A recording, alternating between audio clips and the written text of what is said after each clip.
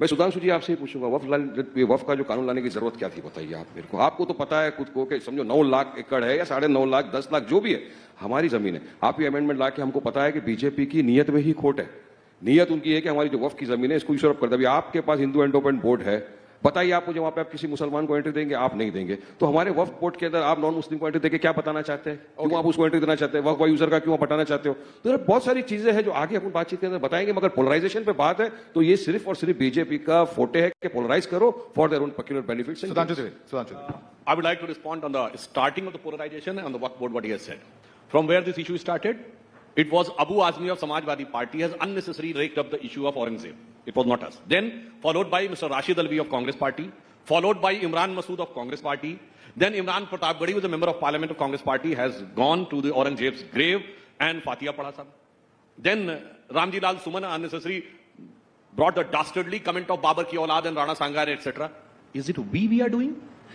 Then what's the sort of allegation? It's non-substantive and ridiculous. And if somebody is saying, now coming to the next aspect, if somebody is saying that because of the Chhawa movie, the polarization has started, I'm unable to understand that if the Schindler's List and Saving Private Ryan has become an internationally acclaimed movie on the atrocities on Jews, none of the German got offended.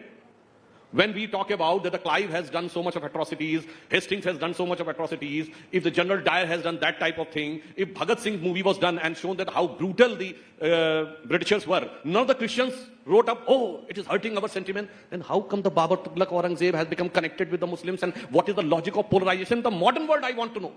That is the mindset which is being built up inside, that you remain connected, or rather than set in the hundreds-year-old background and forget about the modern age of cyberspace, AI and other things which the world is marching ahead. So this is the fundamental problem. And that's why I would like to see one more thing, that if you look in the present politics, it's a food for thought all the Indians, that for Aurangzeb, cutting across the party line, all the Muslim leaders were standing. I'm not saying the Muslim society, but all Muslim leaders standing.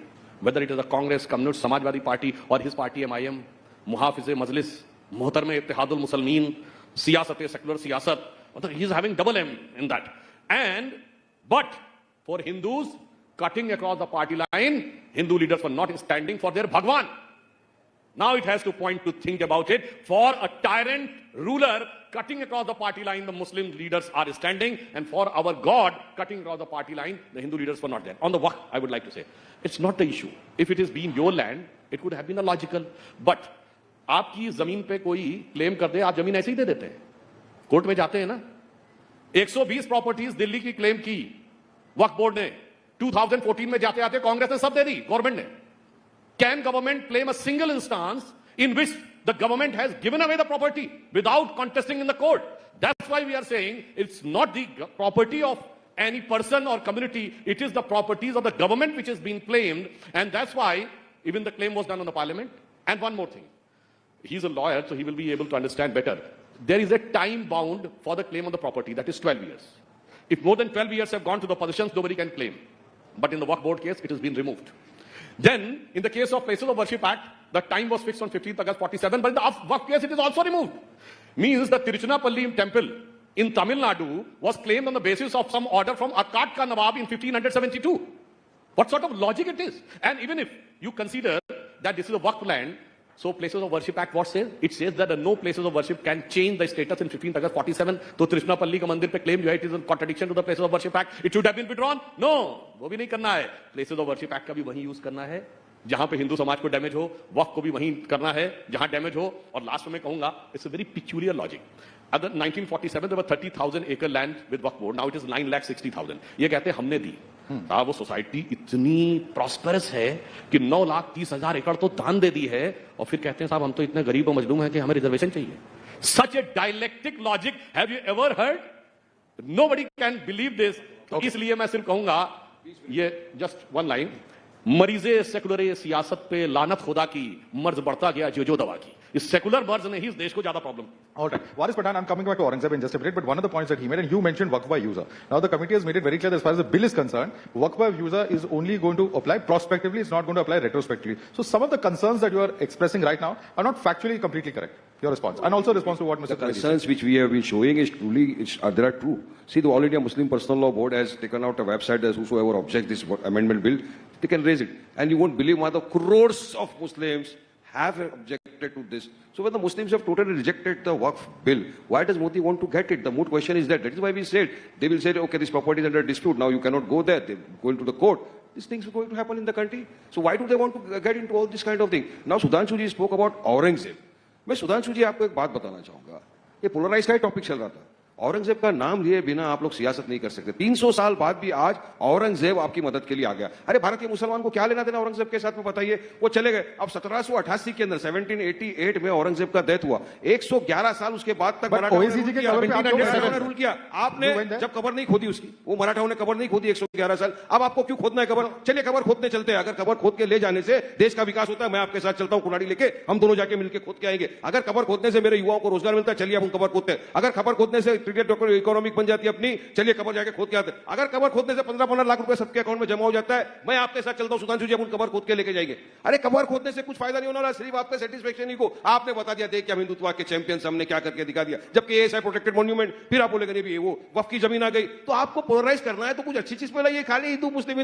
पिछले 30 दिन से आपने सही कहा, SP ने आपका काम कर दिया, उसके एमएलए ने आपको बराबर झुंझुना दे दिया, औरंगजेब का नाम लेके आप बजाते जा रहे हो। अभी उसके एमपी ने परसों एक झुंझुना दे दिया, आप बजाते जाओ रंगा संगा का। तो मतलब एसपी ही आपकी बी टीम है, तो आप भी मानते हो कि उसने आपको एक मौका दे दिया। आपने पूरे विकास से, डेवलपमेंट के तमाम मुद्दों से लोगों का ध्यान भटका दिया। आज युवा पूछ रहा था महाराष्ट्र में, खासतौर से माधव, जब बजट सेशन चालू होने वाला था, फर्स्ट डे उन्होंने धमाका कर दिया। आज महाराष्ट्र के अंदर पूना का रेप केस के ऊपर बात होने वाली थी, मुंडे के ऊपर जो मर्डर का चार्ज लगने वाला था उसके ऊपर बात होने वाली थी, किसान फार्मर जो हर दिन आत्महत्या कर रहा है उसके ऊपर बात होने वाली थी। मगर तमाम बातों से ध्यान भटका दिया और पूरा बजट सेशन खराब कर दिया, जिसका पूरा कसूरवार एसपी का एमएलए था, जिसने बीजेपी को। एक सवाल, अब सुधांशु जी उसके बारे में कुछ नहीं बोले। बिल्कुल पूछूंगा, बट आपसे एक सवाल मैं ये पूछना चाहता हूं, you can accuse BJP of practising politics of polarisation, that is perfectly fine, but why did you visit the grave of Aurangzeb along with your leader Mr. Owaisi then, sir? देखिए Madhav, it is a ASI protected monument.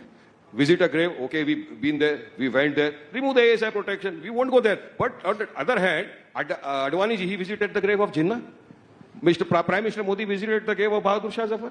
You won't call them anything. Why? What is the harm in visiting the grave? Aurangzeb is a tyrant by any stretch of imagination, sir. Aurangzeb is a tyrant. I hope you agree to that. So why are you venerating such a person? Why are you respecting such a person? I go with the history. Now you cannot change the history. If you want to dug up the grave, I will tell Sudhanshu, okay, let us go and dig up Taj Mahal as well, Red Fort as well, because they are also built up by the Mughals. You hate Mughals, but you love the Mughlai dishes. Okay. They love it very much. They love butter chicken. They love Mughlai dishes. You are practicing the politics of Mughals. But from 15 August, 26 January, from the Prime Minister unfurls the flag. That won't touch anything. But you want to dug up the grave after 300 years? I'm asking after 300 years. Why? I thought the country is going forward. I wanted the country to go forward, have bullet trains, employment. Like China has gone so forward, but we have gone 300 years back. Okay, every day since 30 days we are talking about 300 back history. And second one, just 10 seconds. Why don't we talk about the Britishers? एक minute Sudhanshu भाई, आप मुगलों की बात कर लेते हो, रंगा संगा की आपने बात कर लिया, आप अंग्रेजों की बात क्यों नहीं करते? जनरल डायर ने अच्छा काम किया था, जलियांवाला बाग मैसेकर कर दिया था, उसकी बात नहीं करेंगे, क्योंकि उसकी आप बात करोगे तो आपको उसके चमचों की बात करना पड़ेगा, आपको उसके बुट लिकर्स की बात करना पड़ेगा, उनकी बात करना पड़ेगा जो माफीनामे पे माफीनामे दे रहे थे अंग्रेजों को। इसलिए आप हिस्ट्री में वहां नहीं जाना चाहते। Let's go one by one, Varis Pathan. The money issues that you have covered, but I want to ask you on the first question that he raised, that by removing the grave, will we be undoing history? Shouldn't the grave be there so that we know this person is a tyrant? What is the BJP's position? First, I will take out the mask from his face. इन्होंने क्या कहा कि मुस्लिमों का औरंगजेब से क्या मतलब है? इन्हीं के नेता गुरुद्दीन ओवैसी बोले थे ना, हमने 800 साल इस मुल्क पे हुकूमत की। ये हम कौन थे और 800 साल हुकूमत करने वाले कौन थे? अभी इनके मुंह से निकला, इनके नेताओं ने बोला था आगरे का ताजमहल तुम्हारे बाप ने बनवाया, लाल किला तुम्हारे बाप ने बनवाया। मेरे भाई, ये बाप कौन बना रहा है? आप बना रहे हैं, हम नहीं बना रहे हैं। और अभी राणा सांगा वाले स्टेटमेंट में याद करिए, रामलीला सुमन का स्टेटमेंट क्या है? कोट अनकोट, मुसलमान बाबर की औलाद हैं, तुम राणा सांगा की औलाद हो। अखिलेश जी ने भी अपोज नहीं किया on the first part of the statement of Ramjilal Suman. ना ये बोल रहे हैं, इसका मतलब फर्स्ट पार्ट इज एक्सेप्टेड। आप बोल रहे हैं, हम नहीं बोल रहे हैं। आप समाजवादी पार्टी को सवाल करो कि उनका क्या रंगा संगा है। हम तो सिर्फ इतना बोल रहे कि वायलेंस नहीं होना चाहिए, तोड़बाजी नहीं होना चाहिए। मैंने तो आपको कोट किया। अब दूसरी बात, इन्होंने कहा उखाड़ने की क्या जरूरत है? हम भी मानते हैं, मगर मैं पूछना चाहता हूं, जब ये देश आजाद हुआ, हर बड़े शहर के हर बड़े बड़े चौराहों पे किंग जॉर्ज, क्वीन विक्टोरिया, फलाने फलाने वॉइस रॉय मूर्तियां लगी थी कि नहीं? उखाड़ी गई थी कि नहीं? क्यों उखाड़ी थी कांग्रेस ने? ये गुलामी के प्रतीक हैं, ये खड़े होकर भारत की को सम्मान नहीं देंगे। 1968 तक दुख की बात थी, किंग जॉर्ज की मूर्ति इंडिया गेट पे लगी रही थी, उखाड़ी गई थी कि नहीं? तो मैं तो सिंपल सी बात कह रहा हूं भाई, जो पॉजिटिव देता हूं इंस्पिरेशन, उसको अब मैं ये कहना चाहूंगा, औरंगजेब से तो इन लोगों को बड़ी मोहब्बत है। एक से एक बड़े को मोहब्बत है, बताओ मुझे यहाँ पे औरंगजेब को कौन सी मोहब्बत है? प्रूव कर रहा हूं, अभी सुनिए ना। औरंगजेब की एक कब्र पे जाते हुए इनका और ओवैसी जी का फोटो है। सैयद इब्राहिम रसखान की कब्र पे गए हैं? नहीं। आलम शेख की कब्र पे गए हैं? नहीं। मलक मोहम्मद जायसी की कब्र पे गए हैं? नहीं। अब्दुल रहीम भी नहीं खान गए। की कब्र पे गए हैं? नहीं। जिन्ना की नदीम कब्र पे अकबर भी की नहीं कब्र गए। पे गए हैं? नहीं। यहाँ पे मोदी जी गए थे, और अडानी जी आपको गए थे। डिस्टर्ब नहीं किया। बारिश। अब मैं बताना चाहता हूं, आगे ले जाओ, पीछे क्यों ले जा रहे हो? हमने डॉक्टर कलाम को प्रेसिडेंट बनाया। आलम इस्लाम में पिछले 300-400 सालों में कोई इतना बड़ा साइंटिस्ट पैदा नहीं हुआ। Not about India, entire Islamic world में जो बैतुल हिकमत था ना 10th सेंचुरी का, उसके बाद से पैदा होने बंद हो गए इस्लाम में साइंटिस्ट लोग, वो कलाम साहब को बनाया।